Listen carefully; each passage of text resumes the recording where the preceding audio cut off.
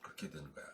자, 오늘은 논증 지시어별 답안 작성 요령에 대해서 보자고. 그러니까 뭐 요약하라, 분석하라, 비교하라, 비판하라, 비평하라, 설명하라, 논하라, 뭐 이런 것들. 그런 것들이 어떤 의미고 어떻게 대응해야 되는지. 이때도 항상 얘기하듯이 이거 무슨 뭐 유형별 공부하고 뭐 이래서 뭐 논하라, 뭐 비교하라는 이렇게 하고 뭐 어떻게 뭐 설명하라는 이렇게 그래서 막 패턴식으로 막 요령 그런 식으로 막 맞춰서 공부하면은 굉장히 위험한 거예요. 어?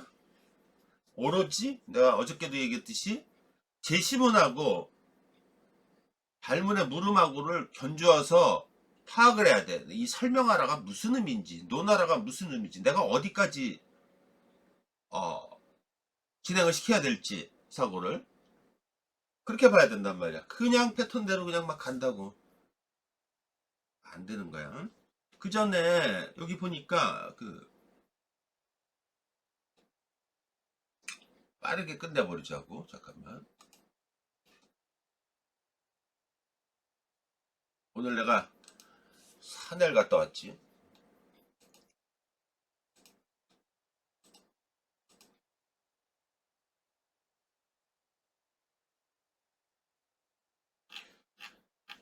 이 파트 7을 할 건데 그 전에 요 앞부분에 논술 팁이라고 돼 있어서 한번 읽어보자고. 숙명여대 가이드북에 있었던 거야. 숙명여대가 하는 거야. 참고로 숙명여대는 논술을 굉장히 중요시하는 학교라고 얘기했어. 논술 답안 평가 내용 및 평가 기준에 대해서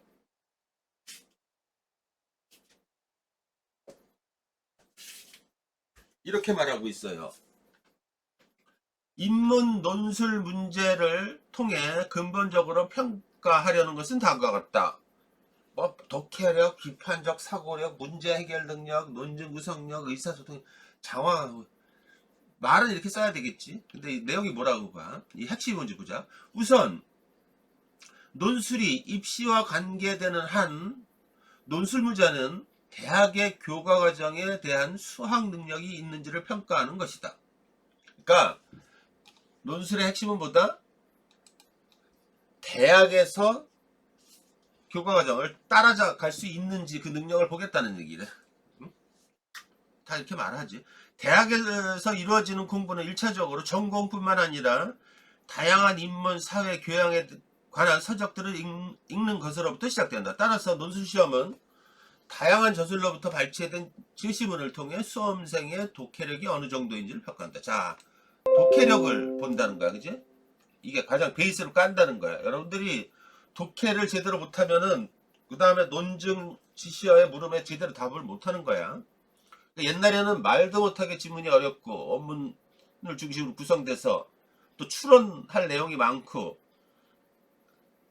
그래서 글을 독해력이 관건이 됐는데 지금은 그렇게 지문이 어렵거나 뭐 그렇지 않다 그랬지.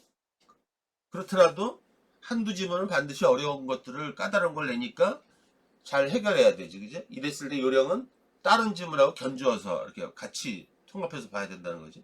다음으로 논술 시험은 구체적인 상황에서의 문제 해결 능력을 평가한다. 우리의 일상뿐만 아니라 학문은 항상 주어진 과제 혹은 문제를 해결하는 것으로 시작한다. 그런데 오늘날과 같이 다양한 정보사회 속에서 문제를 구성하는 요인들은 한 가지가 아니다. 다시 말해 하나의 문제 속에는 사회, 경제, 문화 등 여러 가지 변수들이 함께 작용하고 있다. 그렇기 때문에 문제를 해결하기 위해서는 다양한 변수들을 비판적으로 분석할 수 있을 뿐만 아니라 적절하게 구성해낼 수 있는 능력이 요구된다. 다 뭐 기본적으로. 자, 요거만 논술 시험 이러한 맥락 속에서 수험생의 비판적 사고력과 문제 해결 능력을 평가한다. 이게 무슨 얘기냐면은 주어진 문제와 제시문을 읽고선 항상 항상 논술은 두 가지 생각하라 그랬지. 무엇을 묻고 있지?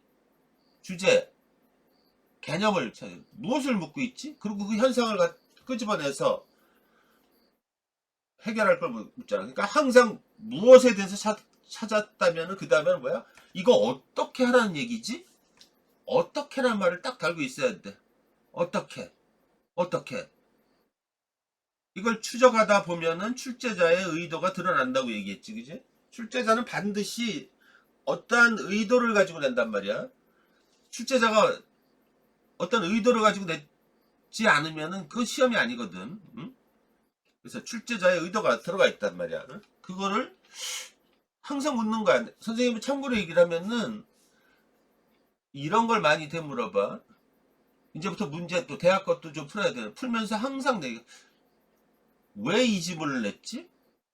그 나보고 어쩌라는 거야? 그러면서 자꾸 반문을 해본단 말이야. 응? 그러다 보면 글 안에서 중요한 부분들이 이렇게 돌출돼서 보인다고. 응? 그래서 그것에 대해서 물고 늘어지면은 그게 출제자 의도에 답하는 거라고. 자, 이거보다 더 중요해. 자, 이제 이거야, 이거. 자신이 노력해서 얻은 해결사를, 자, 설득력 있게 전달하는 거. 이게 중요하다고 그랬잖아. 어? 이게 여러분, 많은 학생들이 이거조차 갖춰지질 않으니까 문제가 되는 거지, 그지? 이건 또 억울한 일이야. 자기가 알고 있는 걸 제대로 전달 못하니까. 그러니까 글을 전달력 강하게, 안정적으로 쓰라는 얘기를 하잖아. 여러 번 강조했잖아. 서로의 생각과 관점을 인정하면서도 조화롭게 소통하기 위한 의사소통 능력이 필요하다. 따라서 논술시험은 논증 구성력과 의사소통 능력을 평가하는 데 목적이 있다. 논증 구성력이 떨어지면은 글이 두서가 없다 그랬지, 그지? 그러면 도대체 무슨 뜻이야, 무슨 말이야? 어제 봤듯이 문장의 배열만 흐트려 놔도 결론이 뭐야? 이것도 불분명해진단 말이야, 그지? 어제 보여줬잖아. 버트란트 러셀의 글을 가지고. 응? 그러니까 논증은 형식이 굉장히 중요한 거야. 형식이란 뭐다? 누누이 얘기 좀 그래, 체계란 말이야. 생각의 체계란 말이야. 응? 평가 기준에는 각 문제가 중점을 둬 가늠하고자 하는 능력과 지식이 포함되어 있으며 문제가 요구한 바를 빠짐없이 적정하고 수준 높게 답하였는가를 평가하고 모든 답안에서 항상 고려되는 분량, 표현, 정석 등을 평가한다. 이런 것들 다 본다는 얘기야. 아무튼 자, 한거 보고 자, 논증 지시어를 따라 체계적으로 논증을 구성을 하고 있겠죠.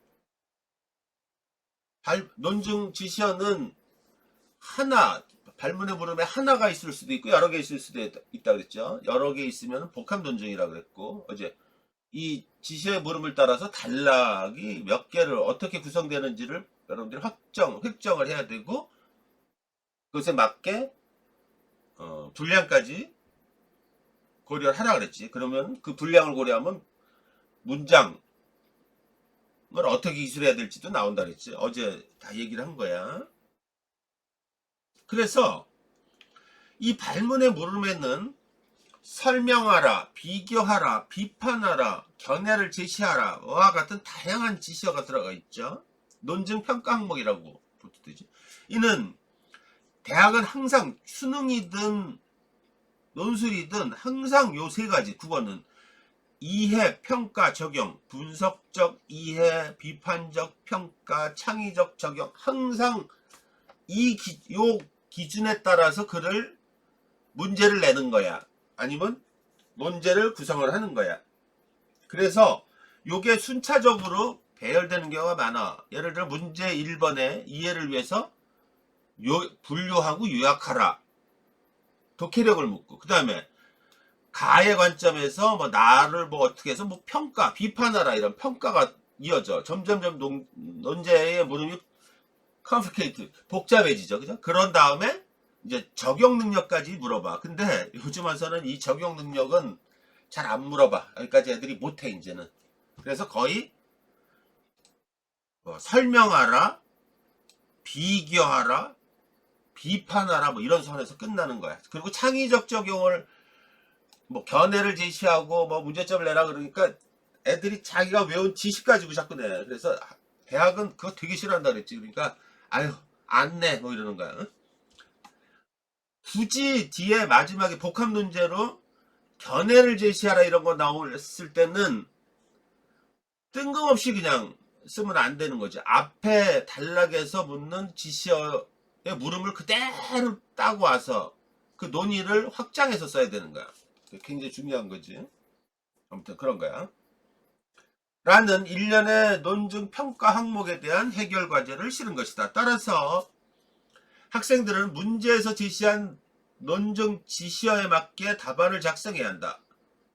그렇지 않고 멋대로 답안을 작성할 경우 이게 바로 출제 의도를 벗어나는 답안이고 논점 이탈, 논리 비약, 논리성 결여 이런 쪽으로 가는 거야. 아무튼 대학은 특히 상위 단으로 올라갈수록 고려대, 연세대 뭐 이런 대학들은 특히 고려대는 더해. 아예 대놓고 그 설명서 가이드북에다 얘기를 하는데 논점 이탈, 논리 비약, 논리성 결여 이렇게 되면 무조건 떨어지는 거야. 알겠어? 그러니까 그건 이해력이 떨어진다고 그런 거야. 오독한다고. 아무튼 이 얘기를 하면 뭐야? 죽으나 사나 제시문에 집중. 항상 얘기했잖아. 제시문 항상 이걸 머릿속에 넣어야 돼. 제시문이 무슨 소리인지 모르겠다. 항상. 그럼 어떻게 해? 제시문을 한 번 더 들여다봐야 된다고 그랬어. 응? 주목할 것은 논증 지시어를 따라 답안을 작성하기까지의 과정이다. 답안을 작성할 때는 이제 발문에 부른 가운데 항상 얘기했지. 설명해야 될 부분하고 논증해야 될 부분이 있다 그랬지. 그죠? 이 설명해야 될 부분은 아주 간략하게 핵심만 쓰라 그랬죠. 이거 장황하게 쓰면 떨어진다 그랬어. 그냥 싫어한다 그랬죠. 그것부터 찾아서 써야 돼. 예를 들면 가를 활용하여 나와 다를 비교하라 이런 말에서 가에 활용하여 뭐 가를 적용하여 가에 있는 내용을 적용하여 이런 말이 전제 조건으로 딸려온단 말이야. 그러면 가에는 뭐다? 주제 개념을 담은 핵심 개념 또는 관점을 담은 하위 개념, 세부 개념들이 들어있단 말이야. 그러니까 그 개념어를 파악을 하고 글 내용이 무엇을 말하는지 핵심 논지만 파악하고 끝나는 거야. 그것만 대답을 하면 된다 이거야. 그걸 그냥 주저리 얘기를 하고 그러면 안 되는 거지. 참고로 서강대 그 중요한 그 모의고사 2017년인가 거기서 보면은 그게 그런 거였지. SNS 상의 어떤 정보 문제 뭐 그러니까 온라인 소통의 양면성에 대해서 묻는 거였는데 가와 나의 뭐 순주강도 있고 뭐 이러면서 어떤 사례 상황을 얘기를 한 거야. 어? 그래서 가와 나를 뭐 사례 적용하라 그래. 참고해서 뭐를 쓰라 그런 거야. 그러니까 많은 학생들이 가와 나에 있는 내용 정황을 그대로 설명하고 있어. 그러니까 불필요한 진술이 막 이루어진 거라고. 그때 한번 했었지, 그지? 그거를 대학은 아주 날카롭게 지적을 한단 말이야. 좌우지간 중요한 건 내가 얘기했죠. 여러분들한테 요구하는 답안에 불필요한 진술이 개입될 여지는 전혀 없어. 그러니까 중요한 것들만 써야 되는 거야. 쓸데없는 걸 쓰게 되면 그만큼 중요한 내용이 들어가질 못한다는 거지. 그러니까 따블로 안 좋은 일이 벌어지는 거야. 그치? 불필요한 게 들어가서 안 좋고 꼭 넣어야 될 내용이 빠져서 안 좋고 이렇게 되네. 이러면 안 되는 거야. 그러니까 얼마나 글이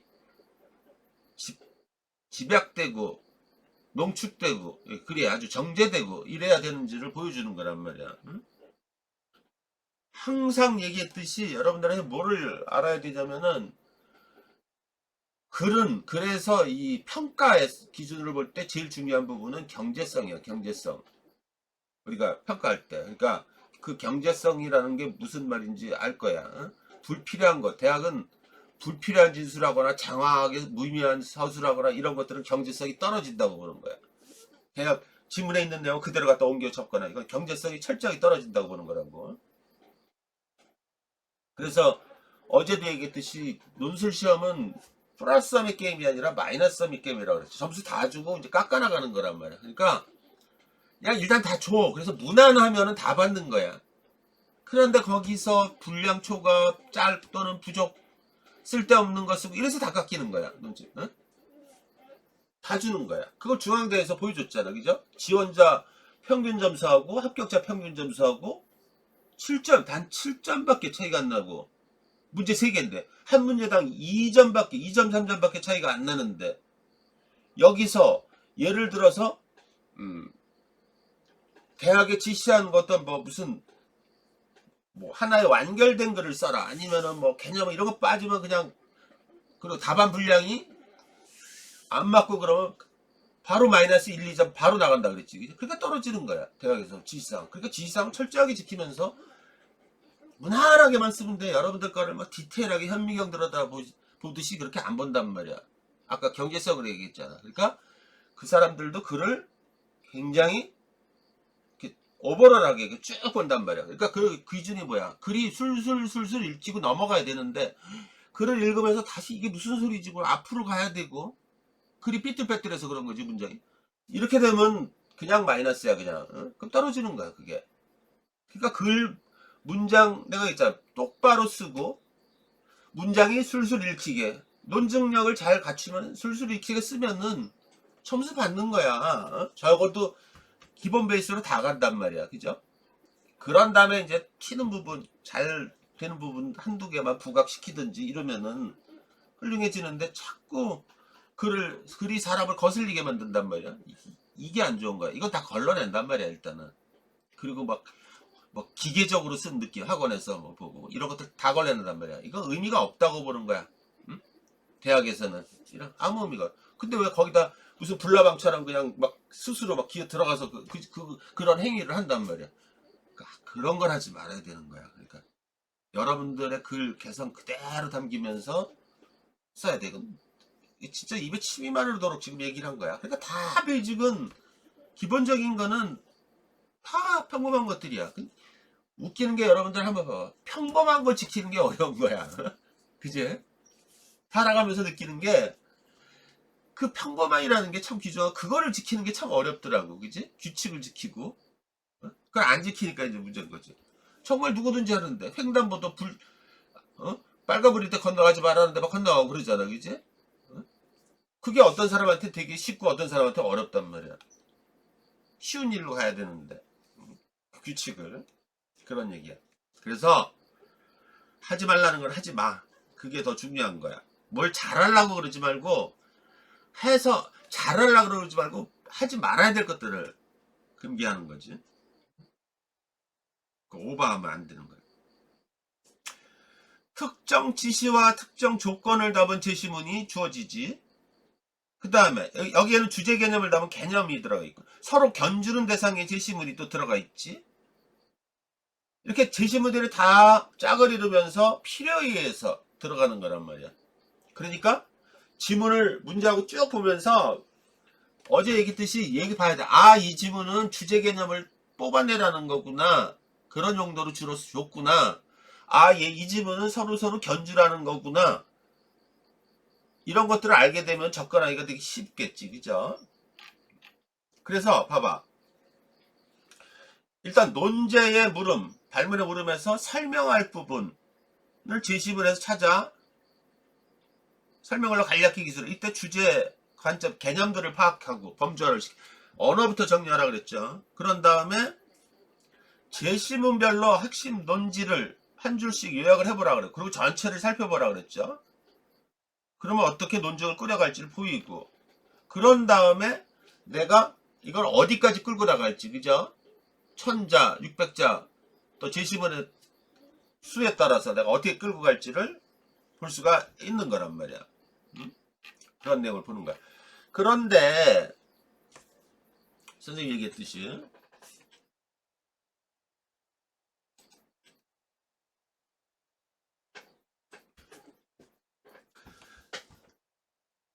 제시문이 가가 있고 나가 있고 다가 있고 뭐 이렇게 있어. 가, 나 다 쓰임이 있다 그랬지? 일단 1번 문제에 이렇게 세 가지를 줬어. 가를 활용해서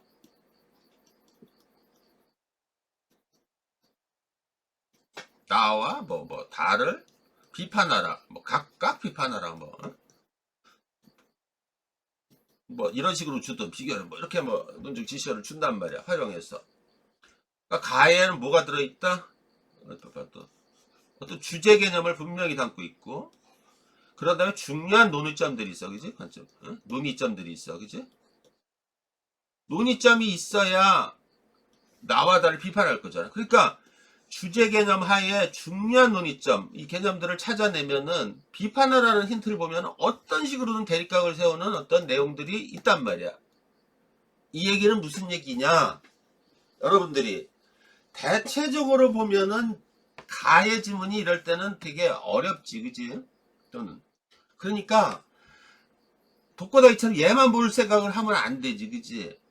예를 들어 여기에서 뭐 이성이 들어가 있고 뭐 어떤 또는 여기 감성 뭐 이런 중요한 키워드들하고 항상 개념들은 결국은 이걸 다 정리하면은 개념의 관계, 범주, 유개념, 상위개념, 하위개념, 이 개념의 종개념, 이 개념들이 쫙 라인업이 되는 거지, 그죠?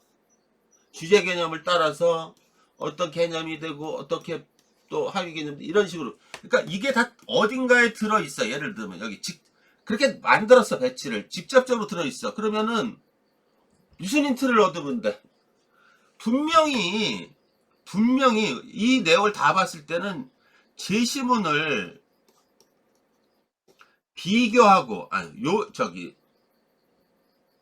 분류하고 개념별로 분석을 하고 비교하라는 거는 말 안 해도 암묵적으로 깔려 있는 거야. 대립하는 어떤 개념들을 담은 것들이 들어있겠고, 뭐, 개념들을 분류해야 되고, 이게 다 설명의 방법이지. 이게 다 들어있는 거야. 그러니까, 전체를 다 보라 그랬죠. 그죠? 무슨 얘기냐? 예를 들어서, 인간 행동에 대해서 지금 얘기를 하는 거야. 본질에 대해서. 봤더니, 여기는 결정론을 막 얘기를 하고 있어. 근데 결정론에 대해서 아무것도 얘기가 돼 있질 않아. 직접적인 명기가. 나에 대해서 그럼 뭘 생각해보면 돼. 결정론에 대해서 얘기했다면 벌써 대립하는 단어 생각해보면 되죠. 자유의지. 여기에 자유의지 없더라도 막 얘기하는 게 뭐냐면 내 의지, 나의 뭐 따로 무슨 뜻대로 어쩌고 저쩌고 하겠다는 게 막 들어가 있어. 그렇게 돼 있어. 그게 이게 시험이잖아. 그죠? 그러니까 분명히 시험에 보면은 지문도 난이도가 다르고 유기적으로 연결돼 있고 그러니까 어떻게 돼? 만만한 거 공략을 하고 일단은 전체를 이거 가지고 또 얘를 들여다보고 서로 막 들여다보면서 이거를 만들어 놓으면은 개념만 범주를 딱 만들어 놓으면 이게 이런 얘기구나 뭐 이렇게 돼 있단 말이야. 그런 다음에 예를 들면 여기 비판하라 그러는데 각각 비판하라 그래. 그러면 중요한 얘기는 뭐냐? 아니 이거 웃기잖아. 양쪽을 비판하래. 그런데 예를 들어서 여기 주제 개념에 여기서 보니까 인간의 어떤 자유의지를 되게 강조를 했단 말이야. 그러면 얘는 결정론을 담고 있어. 나는. 그럼 비판할 거리는 확실하지, 그지? 대립하는 생각이니까. 문제는 얘야, 얘. 여기도 자유의지 갖고 있는데 얘가 아주 야릇해. 결국은 출제자의 의도는 뭐겠어? 얘는 다 풀어낼 거라고 생각들을 다 하고 있어, 그지? 무난하게. 결국은 여기서 판가름 나는 거지, 그지? 이때부터 집중해서 얘와 여기 자유지 여기 다에 들어있는 거에 미셀러니하고 디테일한 거에 집중을 해야 돼. 여기 온 신경을 다 모아야 돼. 그죠? 그리고 사생결단으로 그 내용을 써야 돼. 이게 출제자의 의도란 말이야. 그러니까 다 맞춰보면은 이런 식으로 돼 있는 거야. 무슨 말인지 이해되죠? 그죠? 그 닥치고 그냥 얘들이 다 개별적으로 보이면 안 되는 것들이지. 모든 건 개념을 중심으로 쫙 다 이합집산을 하게 돼 있는 거거든. 그러니까 다 맞춰보면서 봐야 돼. 그러니까 대부분이 이런 문제가 나왔다 그러면 어떤 식이 나오냐면은 자유의지 인간 본성의 자유의지를 얘기를 한 거에 대해서 나 아까 여기까지는 글을 매끄럽게 잘 쓴다고 여기서 딱 걸려버려. 그러니까 여기서 횡설수설을 해. 가뜩이나 이 그러니까 쉽게 하면 유사적인 거, 상사적인 그런 것들은 비교의 접점이 약하잖아. 그런데도 불구하고 찾아보면 있단 말이야. 응? 잘 찾아보면은 있단 말이야. 그 자유의지가 어? 예를 들어 그 자유의지에 여기 나의 그게 사회적인 구성력 구조적인 문제 때문에 굉장히 문제가 있다 뭐 이런 것들이 막 있으면 그 부분하고 연결져서 어떤 식으로든 또 그 내용을 기술해야 되고 이러는 거란 말이야. 그래서 선생님이 무슨 말하는 천천히 따져보란 말이야. 이치를 따진다는 거야. 이치 그지? 이치를 따져보란 말이야. 시험의 원리를 그대로 따라가서 이걸 알아야 돼. 출제자도 사람이야. 그죠? 사람이 내는 거야.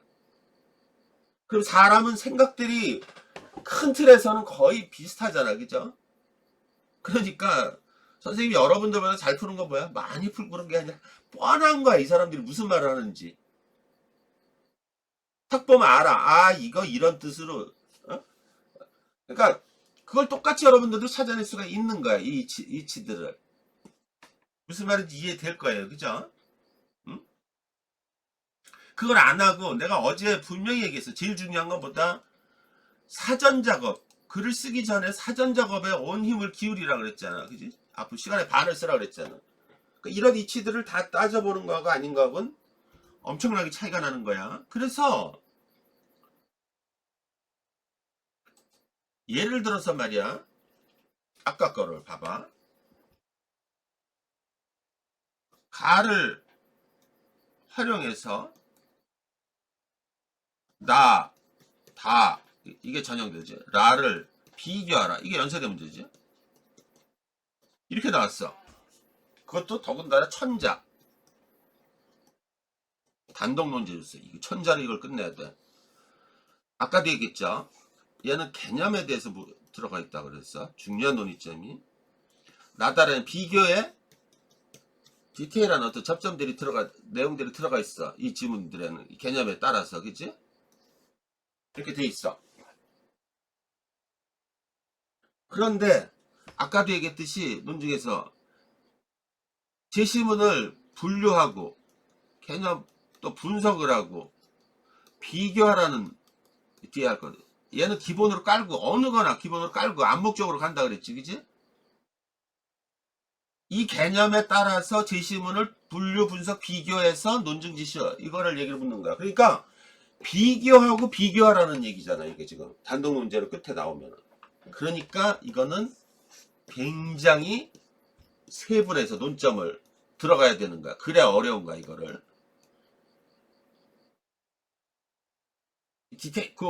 비교에 되는 부분들을 잘 찾아서 비교하라는 거야. 그런데 얘가 저번에도 얘기했지만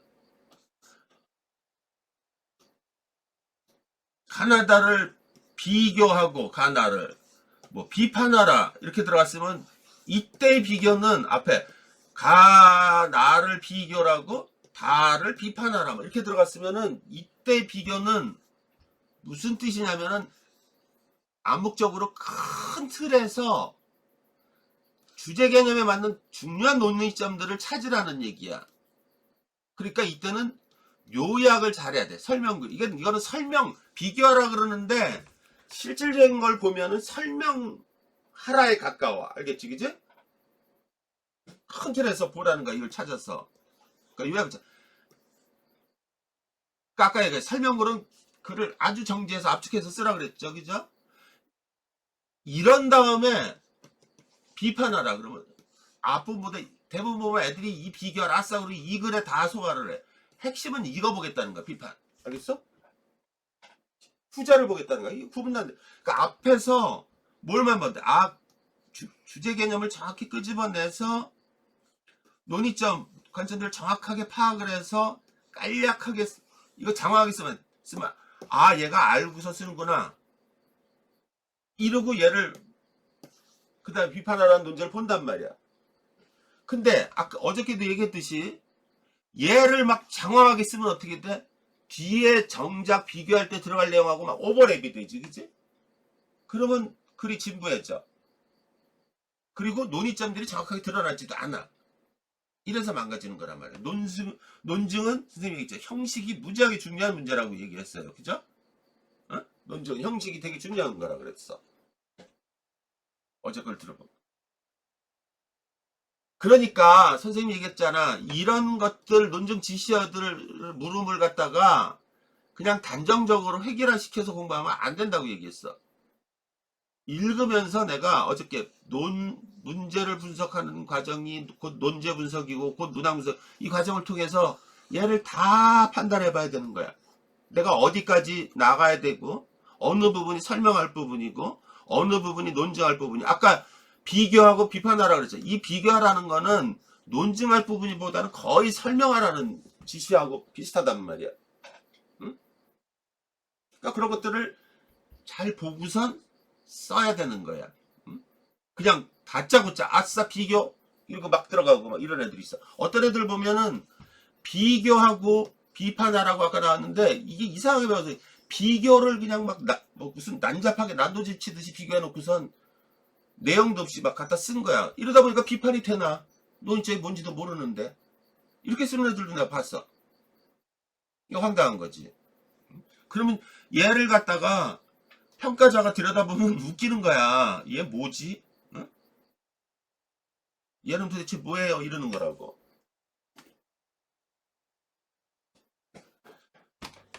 그런 생각을 하고, 요약이라는 게 원래 요약하라는 거 하라는 지시어는 논증 지시어의 물음은 아니지, 그지? 근데 고려대 같은 경우는 전통적으로 이전에 요약하라는 뭐 400자, 250자, 200자로 요약하라고 먼저 줘. 또는 아까도 똑같이 봐봐. 가를 내용을 요약을 하고 이에 근거해서 뭐 나와 다를 뭐 논증하라, 비교하라, 비판하라 뭐 이렇게 나온단 말이야. 그치? 그럼 생각을 해봐. 여기서 왜 요약하라고 물어봤을 거냐 이거. 일단 글을 압축해서 쓸 수 있는 그 능력도 보겠다는 얘기고, 일단 대체적으로 이런 식으로 나오면 글이 어려워. 길고. 그치? 그러니까 이 요약하라는 건 뭐냐면은 얘를 풀어내야, 이 전제 조건을 해야 이 근거의 뒷받침이 내용이 나오고 이거에 따라서 비판을 할 수가 있는 거야. 그치? 그러니까 암묵적으로 뭐냐면 제시문 가의 내용이 어렵다 얘들아 그러는 거야. 정신 바짝 차리고 글 내용을 이해한 후에 압축해서 정리해라. 그래서 논점을 확실하게 파악을 해야 이걸 답할 수 있다 이런 얘기야. 이거 같은 걸 봤을 때 이것도 글자 수가 정해져 있거나 만약 지정을 고려대처럼 뭐 250자 지정이 좀 거기에 맞췄어야 되는데, 만약에 얘가 항상 막 1000자일 때하고 600자일 때 보자. 600자를 가지고 얘기를 했다. 뭐 500자라고 치자고. 그러면은 나와 다를 지금 비판할 거리가 들어가야 되잖아. 그럼 얘가 최소한 300에서 400자를 끌고 가야 돼. 400자. 그지? 한 200자씩 끌고 가야 된단 말이야. 그러니까 얘는 거의 한 100자, 150자를 끝내야 돼. 이거를 막 300자 이렇게 써주면 이것도 전체적으로 균형이 안 맞는 거야. 한 100자 정도 쓰는 게 제일 적당해. 그런 다음에 250자 논의를 이쪽에 중심이라는 비판을 충실하게 들어가 줘야 된단 말이야. 예를 들어서 1000자를 써야 된다. 이렇게 막 나온다. 그러면 한 200자 정도, 250자 정도로 잘 써야 돼. 이때는 어떻게 돼? 아, 나의 글솜씨를, 글을 합리적으로 정리하는 능력을 보고자 하는구나. 이걸 보여줘야겠구나. 그러고선 6, 7문장, 뭐 5, 6문장으로 잘 끌고 가야 된단 말이야. 그지? 응? 이런 것들을 다 봐야 돼. 어쨌거나 중요한 건 뭐다? 앞부분에 요약을 하라는 말이 문제 안에 들어있으면은 일단 직감을 해야 돼. 집중을 따블로 해야 된다는 거를. 반드시 중요한 내용이 들어있고 잘못하면 방향을 잃어버리고 딴 방향으로 흐를 수 있다는 걸 보여주는 거야. 그러니까 내가 눈 아주 다부지게 뜨고선 쳐다봐야 되겠다. 글을 잘 읽어야겠다는 거를 직감을 해야 돼, 직감. 응? 알겠지, 그지? 그런 거야.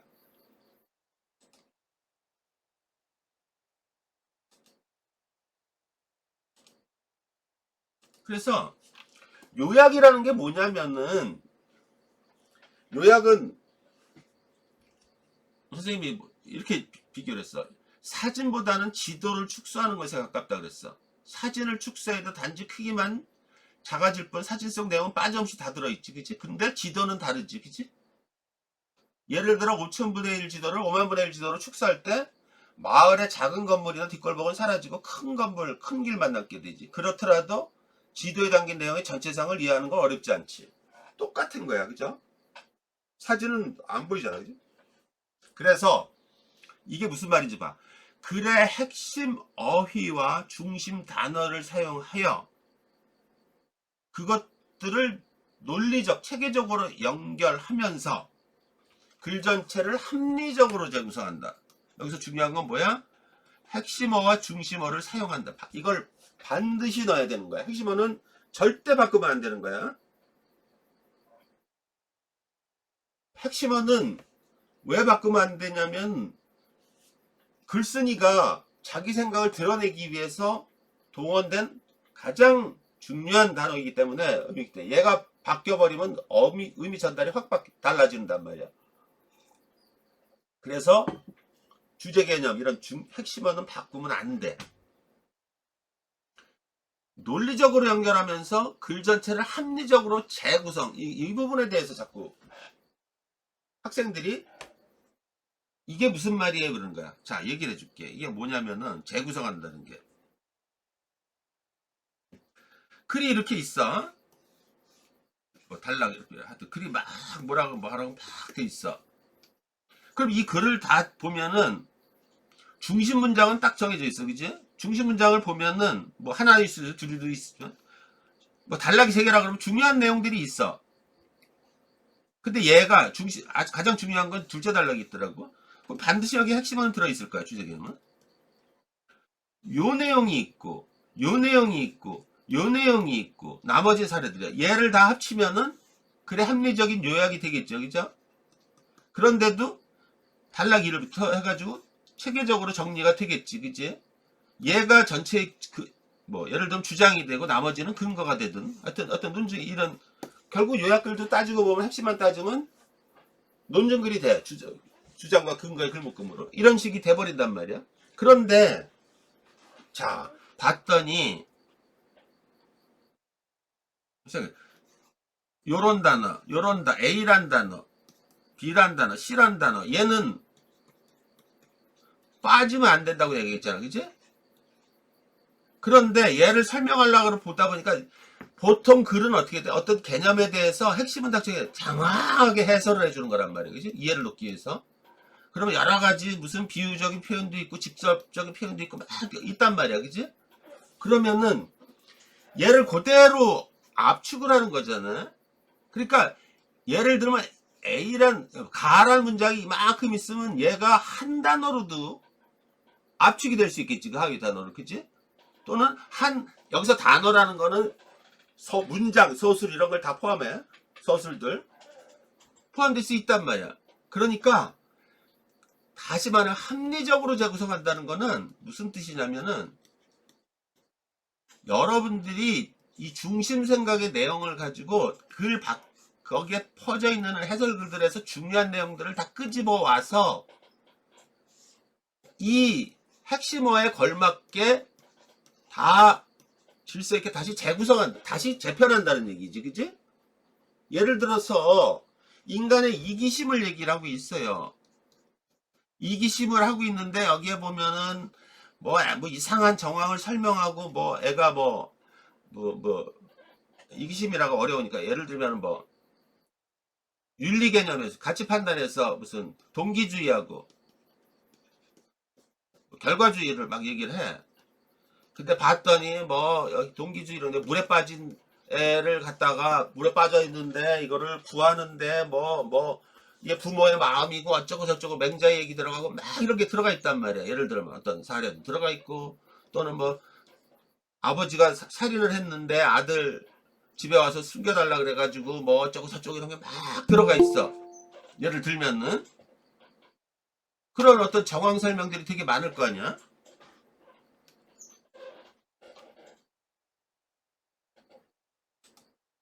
그러면은 그 내용도 이 글을 쓰는데 굉장히 중요한 내용이라 그러면 여러분들 어떻게 할 거예요? 얘가 물에 빠졌는데요 어쩌고 저쩌고 이렇게 쓰면 안 되는 거지, 그지? 물에 빠져서 어쩌고 저쩌고 그게 아니라 얘가 물에 빠져서 뭐 이런 것들을 한마디로, 만약에 이걸 적절한 단어로 쓸 수 있다 그러면은 굉장히 좋겠지, 그죠? 이 내용이 뭐야? 한마디로 얘기하면 측은지심. 이러면 이미 다 알아. 그럼 이 내용을 얘기를 하면서 인간의 얘기를 하면서 윤리 이걸 하면 측은지심 이런 말들로 변화를 시키는 거란 말이야. 그지? 이게 그래서 주제 개념하고 어떤 의미를 갖고 있는지 이러면서 기술을 하는 거란 말이야. 이렇게 되면 어떤 일이 벌어져? 글 내용이 명확하게 들으면서 전체를 아주 축약해서 보여주면서 아, 이 학생은 어휘력도 상당히 풍부하구나. 이렇게 느낀단 말이야. 그죠? 어휘력을 되게 중요시한다고 내가 얘기를 했어. 근데 그거를 이게 되게 어려우냐. 무대뽀로 막 바꾸는 게 아니란 말이야. 그러니까 뭐야. 여기 있는 내용들이 있으면은 예를 들어서 이런 걸 가지고 뭐 얘기를 하는데 무슨 뭐 어떤 단어들이 예를 들면 뭐 있단 말이야. 무슨 내용이 있어.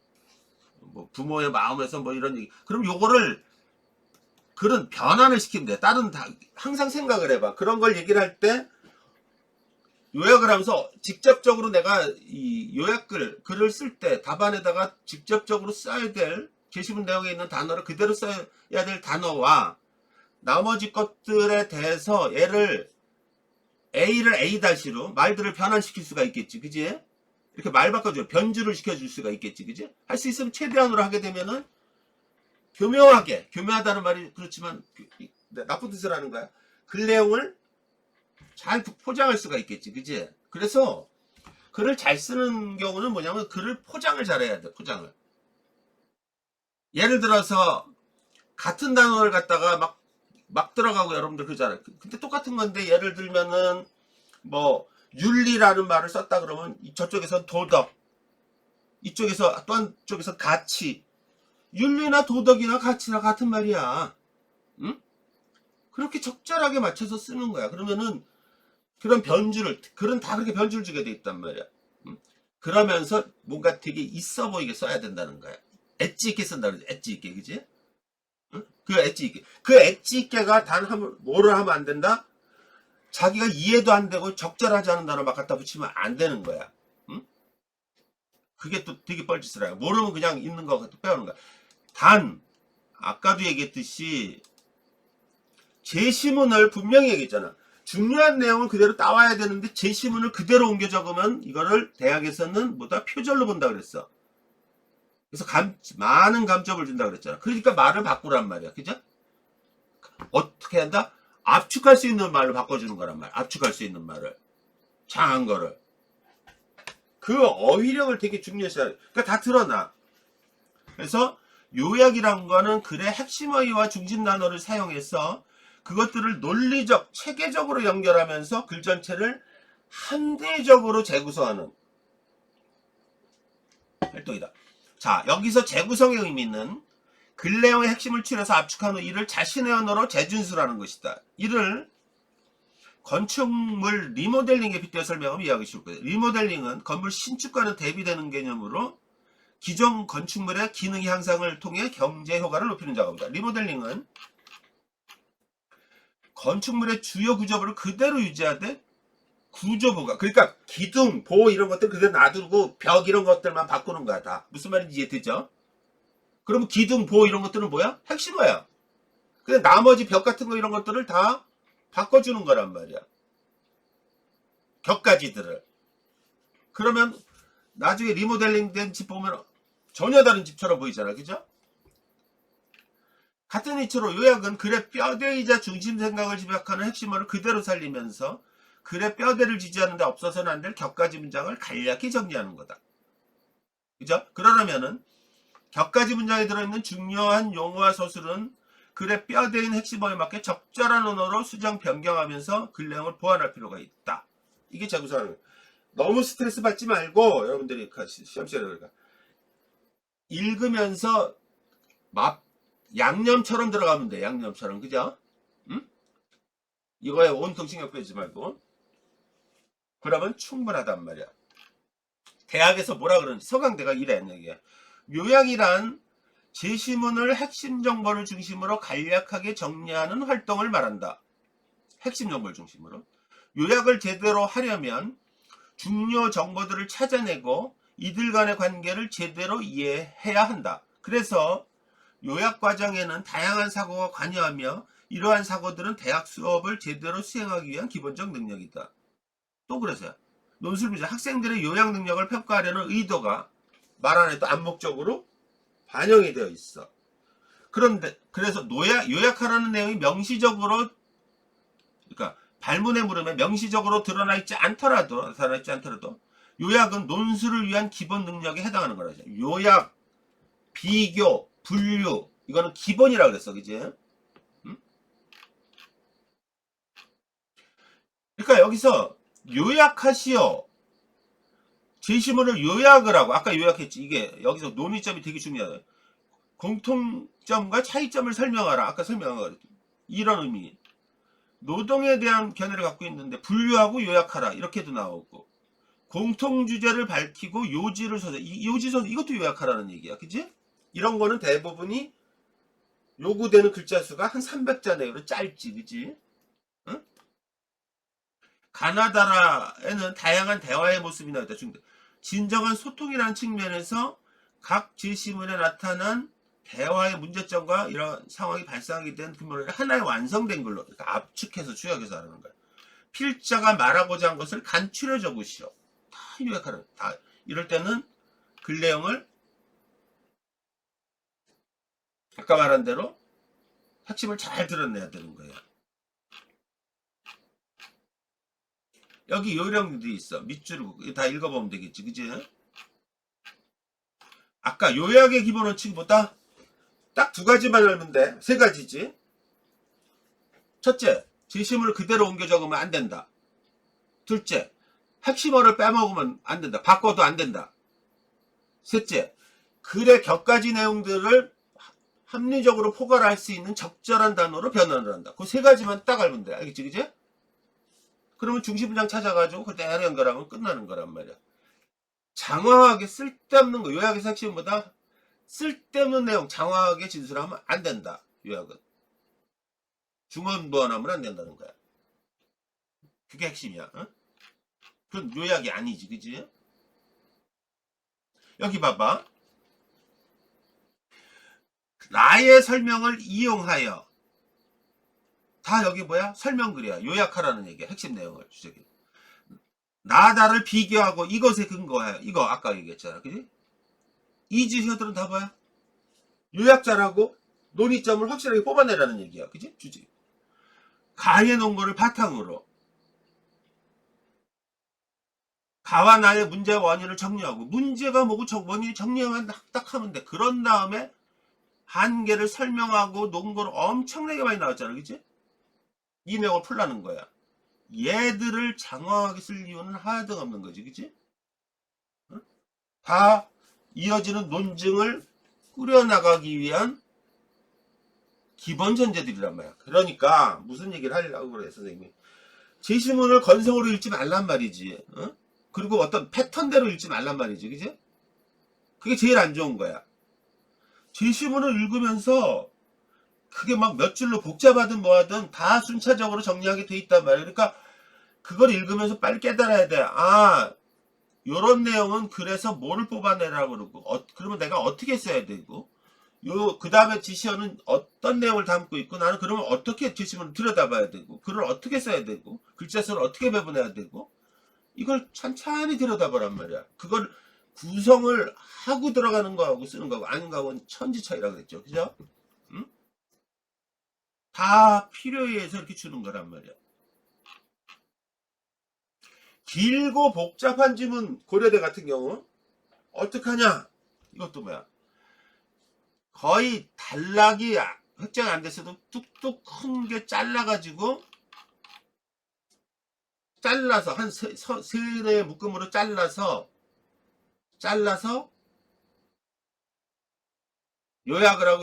요약을 해보면은 큰 줄거리가 나오잖아. 거기서 버릴 거 버리고 선택할 거 선택하란 말이야. 대체적으로 긴 글이라고 하더라도 선생님이 얘기했듯이 설명글, 해설글이 많아. 그러니까 예를 들어서 선생님이 이렇게도 요약을 하는 경우가 있어. 나중에 보여주겠지만 요약을 하라고. 근데 긴 글이야. 선생님이 한 3등분으로 나중에 됐는데 얘는 딱 한 10자 정도로다가 요약 안 해도 돼. 그냥 얘기를 했어. 그리고 얘를 굉장히 디테일하게 했었어. 얘도 그냥 별로 날려버렸어. 왜? 얘 해설글이야. 얘 상세글이야. 모든 게 여기 들어가 있어. 얘를 요약을 한 다음에 얘를 다시 또 압축을 한 거야. 응? 그리고 여기서 꼭 들어간 게 있으면 이게 전체적으로 단어로다가 얘를 요 내용을 한 단어로 다 압축을 했었어. 얘도 그렇게 밀어버렸어. 그러니까 무슨 얘기를 하려고 그래? 글을 뭐 단락을 3개 구분했는데 해설글 무슨 정황을 설명하는데 이거를 요약할 이유는 하등 없는 거야. 다시 얘기할게. 해설, 상세, 부연은 요약할 이유가 하등 없어. 중요한 내용이 아니에요. 중요한 내용을 설명할 부분이란 말이야. 그치? 그러니까 이해만 하면 돼. 거기서 꼭 필요한 거 있으면 중요한 문장에다 갖다 붙이면 된단 말이야. 단어든 서술이든. 결국은 뭘 얘기하려고 그래? 그래서 중요한 내용은 딱 정해져 있다는 얘기지. 글은 철저하게 위계를 가지고 있단 말이야. 글이 어떨 때 어렵다 그랬어요, 여러분들? 글, 단어, 문장, 단락이 모든 같은 비중으로다가 어렵거나 쉬울 때보다 어려우면은 이게 이해를 못하는 거란 말이지. 그게 어려운 거야, 그게. 응? 그러니까 정신이 없는 거고 읽는데도 시간이 걸리는 거야. 아까 그래서 그런 식으로 보면 돼. 나중에 고려될 걸 보면 돼. 요약은 별로 중요하지 않으니까. 자, 간단하게 보여줄게. 진실에 초점을 맞춰 가나다의 관점을 비교 분석하라. 자, 핵심어는 진실이야, 그지? 그럼 초점을 맞추어서 가나다의 관점을 비교 분석하래. 가 이렇게 쭉 돼 있어. 길게. 꿈이 어쩌고 저쩌고 이런데. 자, 여기서 방어 기제라는 말이 나오고 있어. 그냥 시간 없으니까 왜곡되는다는 말이 나와 있어. 이 두 단어만 끌고 와야 돼. 뭐냐면 꿈은 현실과 정반대로 나타나는데 그 이유가 뭐냐면은 어떤 기대치 또는 자기가 불리한 거에다 방어하려는 기제 뭐 이런 것들 막 나오잖아. 그죠? 그 바람이. 그런데 얘는 전체가 해설이야. 요 내용만 이해하고 들어가. 진짜 할 얘기는 뭐냐면 여기 보면은 권력자들 앞에서 문인들이 나약한 행동을 보이고 그제 따르면서 권력 앞에서 총칼 앞에서 순응을 하면서도 속으로는 소심한 반항하는 것들 있잖아요. 글로다가 완곡하게 표현하고 뭐 이런 그 얘기를 하는 거야. 어? 검열의 강도와 억압의 정도에 따라 자신의 비판적인 내용을 제안하거나 직접적인 표현 대신 빗대어 비유를 사용하고 아니면 해악적인 거 불쾌한 내용을 악역시 보이도록 위장하고 은폐한다. 이런 내용들. 검열이 엄격할수록 점점 더 교묘해지고 이런 내용을 하는 거야. 그치? 얘가 핵심이야. 그죠? 그러니까 문인들이 대중 앞에서 솔직하지 못하는 내용에 대해서 예언할 때 여기 방어기제, 왜곡, 실현불가 얘를 그대로 끌고 와서 쓰면 된단 말이야. 자, 뭐라고 요약을 했나 봐. 문인들이 권력자와 대중에게 진실을 솔직하게 말하지 않는 이유는 심리적 자기방어 기제 때문이다. 문인들은 권력자의 시선을 의식하여 직접적인 비판보다는 비유적인 표현을 사용함으로써 중요한 단어들은 그대로 갖고 오라 그랬지. 나머지 어느 부분을 재해석을 하고 재구성을 하고 어떤 부분은 중요한 걸 끄집어내는 자기 견해를 각색하거나 은폐하려 든다. 그 결과 권력자의 검열이 엄격할수록 글쓴이 본인의 본래 의도를 독자에게 전달하기 위한 수단은 갈수록 교묘해지면서 진실을 파악하기 어렵게 만든다는 거야. 그러면 속내는 뭐야? 이거를 읽는 대중의 역할이 굉장히 중요한 거지, 그지? 막 꽈가지고 얘기하고 그걸 또 추론해내야 돼. 그래서 굉장히 어려운 내용이었어. 다른 질문하고 같이 보면서 보는 거란 말이야. 그런데 많은 학생들이 이걸 요약을 하라 그러면은 이 내용을 안 쓰고 이걸 가지고 막 뭐 권력 뭐 여기 심리 알듯 모를 때 기재 작동하고 이걸 자꾸 쓴단 말이야. 이게 자 여기 봐봐, 잘 봐. 방어 기제란 말이 있고 외국에 쭉 다 나와있다. 중요한 단어가 뭐야? 여기서 지금 현재 쓰는 거 여기 보면은 은폐 알아둔다는 거, 교묘해지게 되고, 이게 왜 그런 거지? 이게 더 중요한 내용이란 말이야, 그치? 그 정황을 좀 설명해 줘야 되는 거란 말이야, 그치? 근데 자꾸 심리적 방어 기제가 또 그 뭐 얘기를 하고 정작 써야 될 핵심을 쓰지도 않는 경우가 많단 말이야. 클레오 제들이 이해 못하기 때문에 그런 거겠지, 그치? 그걸 잘 보란 말이야. 얘는 뭐야? 해설이야, 해설. 아, 뒤에 본론을 설명하기 위한 도입부야. 이 내용을, 논리를 가지고 그대로 들여다 봐야 핵심이 제대로 알게 되는 거란 말이야. 그죠? 그런 것들을 잘 파악해. 어렵다고 생각하지만 찬찬히 들여다보면은 나온단 말이야. 자, 이거 그냥 보면 뭐라 여기 써있잖아. 다시 문제 보라. 진실에 대해서 나오잖아. 진실. 그러니까 왜곡, 은폐 뭐 이런 것들이 다 관계가 되는 거야. 그죠? 그래야 비교를 하고 이 거리들이 나오는 거고. 다 관련이 돼. 다른 질문에 또 다른 질문하고 같이 읽으면 더 또 대립되면서 또 보이지, 그죠? 그렇게 보이는 거란 말이야. 마치 퍼즐 맞추듯이 꽤 맞춰야 되는 거야. 그게 시험이야. 무슨 말인지 이해되죠? 따로따로 보면 어려워진다 그랬지, 그지? 퍼즐 맞추듯이 보란 말이야. 퍼즐 다 그런 이치에 맞게 블록 쌓기식으로 만들어놨다고. 그죠? 그 생각을 하란 말이야.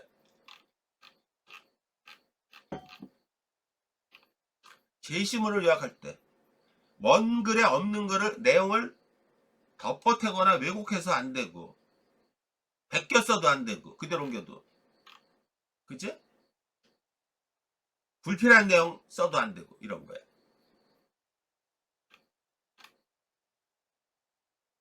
목이 아파.